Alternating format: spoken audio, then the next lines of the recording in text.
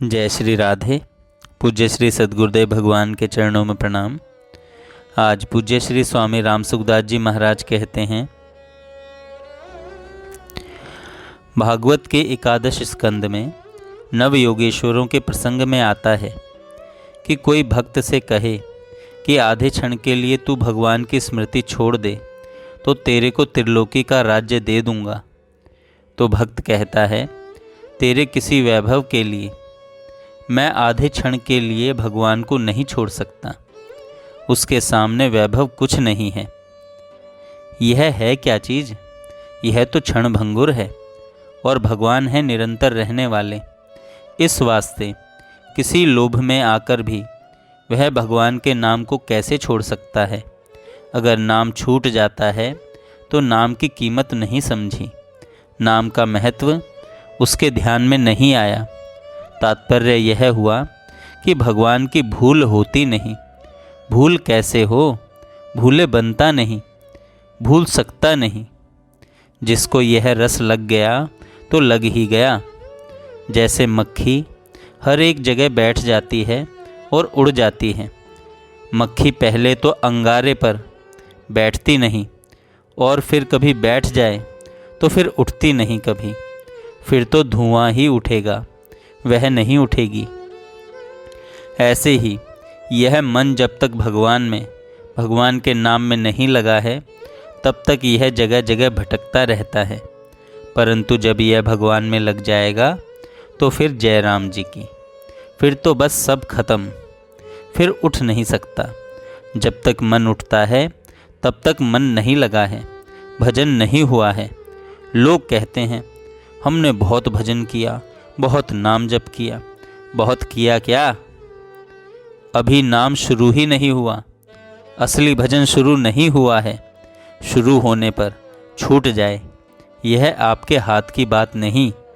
आप विचार करो, मरने के बाद हड्डियों में भगवान का नाम आता है तो नाम कैसे छूट सकता है?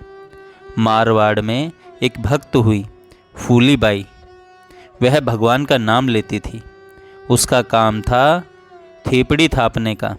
गोबर के उपले थापती थी। किसी ने उसकी थेपड़ी ले ली, उपला ले लिया तो वह उसके यहाँ गई और कहा कि तूने मेरा उपला ले लिया। उसने कहा, मैंने नहीं लिया। अगर मैंने ली है तो उसकी क्या पहचान है तेरे पास? फूली बाई ने कहा, थेपड़ी को कान से लगाओ। उसने कान से लगाया तो उपले में से राम राम राम की आवाज़ आ रही थी। थेपड़ी में नाम जप हो रहा था। उसने आश्चर्य से कहा, इसमें तो राम राम राम हो रहा है। फूली बाई ने कहा, यही तो है हमारी पहचान। ऐसी थी फूली बाई। तो जो सच्चे हृदय से नाम ले उसकी कितनी महिमा है। एक बार फूली बाई के बारे में सुनकर के जोधपुर के राजा वहाँ आए। वहाँ जाकर देखा तो अपने प्रत्येक फौजी के सामने फूली बाई खड़ी है और फौजी को वही बाजरे का सोगरा, गवार फलियों का साग भोजन करा रही है। यह देखकर राजा बड़े खुश हुए। उसको बुलाकर रह निवास में इस वास्ते भेजा कि जो राजा की रानियाँ थीं उनको सत्संग नहीं मिलता। अतः यह फूली बाई वहाँ चली गई तो कुछ सत्संग हो जाएगा। बेचारी फूली बाई का ऊंचा ऊंचा तो वह घाघरिया, अपना वह ग्रामीण वेश था। गांव की रहने वाली थी। वह वैसे ही रह निवास में चली गई रानियों के पास। उसको देखकर सब रानियां हंस पड़ी। क्या तमाशा आ गया है। तो फूली बाई अपनी सीधी सादी भाषा में बोली, ए गहनों गांठों तन की शोभा, काया काचो भांडो, फूली कहे थी बैठी, काई राम भजोए रांडो। ये सुंदर गहने पहन करके तुम बैठी हो, राम राम क्यों नहीं करती? क्या करोगी? काया काचो भांडो, न जाने कब फूट जाए। ऐसे में बैठ कर थे भजन नहीं करो तो थे क्या करो रांडो। बैठी राम राम करो ना। फूली बाई को यह संकोच नहीं है कि मैं कैसे बोलती हूँ, क्या कहती हूँ। उसकी तो यह सीधी साधी वाणी है। वह भगवान के भजन में रात दिन लगी हुई है, तो उसको याद करने से शांति मिलती है। महाराज, हृदय का पाप दूर हो जाता है भगवान को याद करने से। कारण क्या है? भगवान का नाम लिया है, भगवान के चरणों की शरण हो गई है।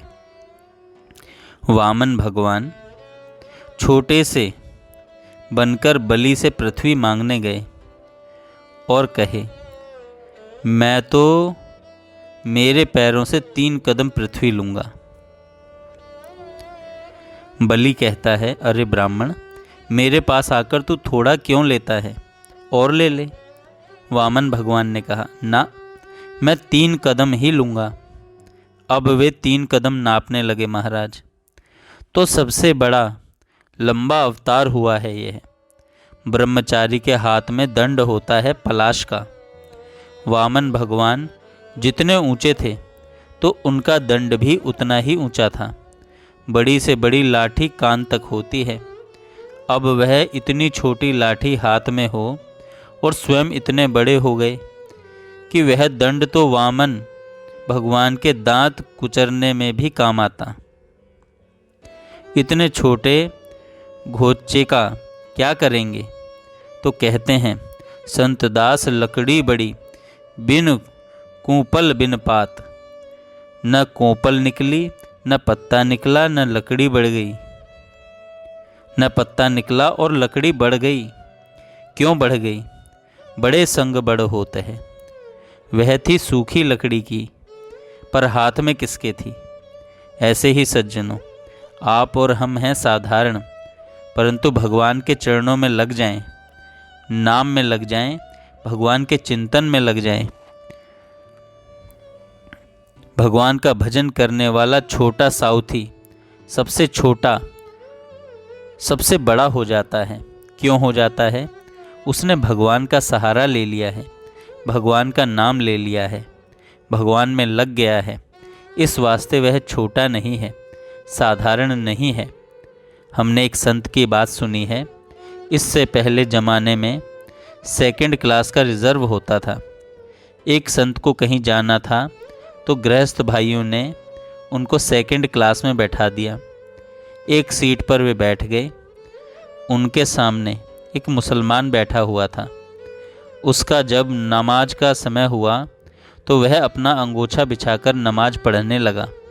तो सामने सीट पर बैठे हुए संत उठकर खड़े हो गए। जब तक वह नमाज पढ़ता रहा तब तक बाबा जी खड़े रहे, और जब वह मुसलमान बैठ गया तब बाबा जी भी बैठ गए। मुसलमान ने पूछा, महाराज आप खड़े क्यों हुए? तो बाबा जी ने मुसलमान से पूछा, तुम खड़े क्यों हुए? मुसलमान ने कहा, मैं परवरदिगार की बंदगी में था। तो संत ने कहा, मैं तुम्हारी बंदगी में था। जिस वक्त कोई प्रभु को याद करता है उस समय उस मनुष्य को मामूली नहीं समझना चाहिए, क्योंकि वह उस समय भगवान के साथ है। तुम उस प्रभु को याद कर रहे थे तो मैं तुम्हारी हाजिरी में खड़ा था। कोई जब भगवान से प्रार्थना करता है, भगवान का भजन करता है, तो मनुष्य चाहे किसी भाषा में करे, क्योंकि अपने अपनी भाषा में अपने अपने इष्ट का नाम अलग अलग है। परमात्मा तो एक ही है। उसके साथ जिसका संबंध जुड़ा है, तो क्या वह साधारण मनुष्य है? जैसे दूसरे मनुष्य होते हैं वैसे ही वह रहा नहीं। जैसे हम लोगों में यह देखा जाता है कि राजकीय कोई बड़ा अधिकारी होता है तो लोगों पर उसका असर पड़ता है कि ये बड़े अफसर आ गए, ये बड़े मिनिस्टर आ गए। ऐसे ही जो भगवान में लगे हैं वे बड़े राजा के हैं, जिससे बड़ा कोई है ही नहीं। वह उस भगवान का प्यारा है जिसके लिए भगवान स्वयं कहते हैं, भगत मेरे मुकुटमणि। भगवान स्वयं जिनके लिए इतना आदर देते हैं, उस संत के अगर हमको दर्शन हो जाएं तो कितना अहोभाग्य है हमारा। परंतु मनुष्य उसको पहचानता नहीं, संतों का पता नहीं लगता। सच्ची बात है, संतों का क्या पता लगे। महाराज क्या बताएं, विचित्र विलक्षण विलक्षण संत होते हैं और साधारण व्यक्ति जैसे पड़े रहते हैं। पता ही नहीं लगता उनका कि ये क्या है, क्योंकि बाहर से तो वे मामूली दिखते हैं। ऐसे निराले सेठ को वैसा ही बिरला जानता है। वह इतना मालदार है, उसको तो वैसा ही कोई बिरला जानता है। हर एक नहीं जानता, हर एक को उनकी पहचान नहीं होती। इस प्रकार सज्जनों, जो नाम हम सबके लिए सुलभ है, सुमिरत सुलभ सुखद सब काहू, लोक लाहू परलोक निभाहू। सुमिरन करने में सबको सुलभ है, चाहे वह किसी वर्ण का हो, किसी जाति का हो, किसी आश्रम का हो, किसी देश का हो, किसी वेश में हो, कोई भी क्यों न हो। वह भी अगर भगवान के नाम में लग जाए तो नाम सभी को सुख देने वाला है। सुखद सब काहू, लोक लाहू परलोक निभाहू। लोक परलोक में लाभ देने वाला है, सब तरह से निर्वाह करने वाला है। गोस्वामी जी कहते हैं, भरोसो जाहि दूसरों से करो। किसी को दूसरे किसी का भरोसा हो तो वह किया करे। मेरे तो मोह को तो राम को नाम कल्पतरु, कली कल्याण करो। राम जी का नाम रूपी कल्पतरु कलयुग में कल्याण रूप से फलीभूत हो गया। इस कल्पतरु से जो चाहे सो ले लो। मेरे तो माए बाप दो आखर। मैं बच्चा हूँ, अड़ जाऊँगा तो वह चीज़ लेकर ही छोड़ूंगा। जैसे माँ बाप के सामने बच्चा अड़ जाए और रोने लग जाए तो जो खिलौना चाहे वह ले ही लेगा, ऐसे ही मैं बच्चा हूँ, अड़ जाता हूँ तो राम नाम से सब ले लेता हूँ। ऐसा कहते कहते श्री गोस्वामी जी महाराज हद कर देते हैं। मन में बात तो दूजी हो और बनाकर दूजी कहता हूँ तो भगवान शंकर साक्षी हैं। शंकर भगवान हमारे गवाह हैं। जीभ जल जाओ गल जाओ भले ही, परंतु अपनो भलो राम नाम ही ते तुलसी समझी परो। तात्पर्य यह हुआ कि मनुष्य शरीर पा करके खूब भजन कर लो भाई, नहीं तो कुत्ती के गधे के पेट में जाना पड़ेगा। इन माताओं का दूध पीकर क्या कुत्ते के पेट से पैदा होगे? कुत्ती का दूध पियोगे? क्या गधी का दूध पियोगे? इस वास्ते भाइयों बहनों, हम लोगों पर संतों ने इतनी कृपा करके हमको भगवान का नाम बता दिया है। अब तो चेत करके रात और दिन राम राम राम राम राम करो, रात दिन भजन में लग जाओ। भाइयों, जबान की सावधानी रखो, जबान से सत्य बोलो, झूठ मत बोलो। सावधानी के साथ इसका हरदम ख्याल रखो, हरदम भगवान का नाम लो। झूठ बोलने से जीभ की शक्ति नहीं रहती। जबान में शक्ति न होने पर नाम लेने पर भी जल्दी सिद्धि नहीं होती। लोग बड़े बड़े दुख पाते हैं और कहते हैं क्या करें, चिंता नहीं मिटती, हमारा काम नहीं बनता। अरे भाई, राम नाम लो ना। मैंने संतों से सुना है, राम नाम है तोप का गोला। जैसे तोप का गोला जहाँ जाता है वह वहाँ मैदान हो जाता है।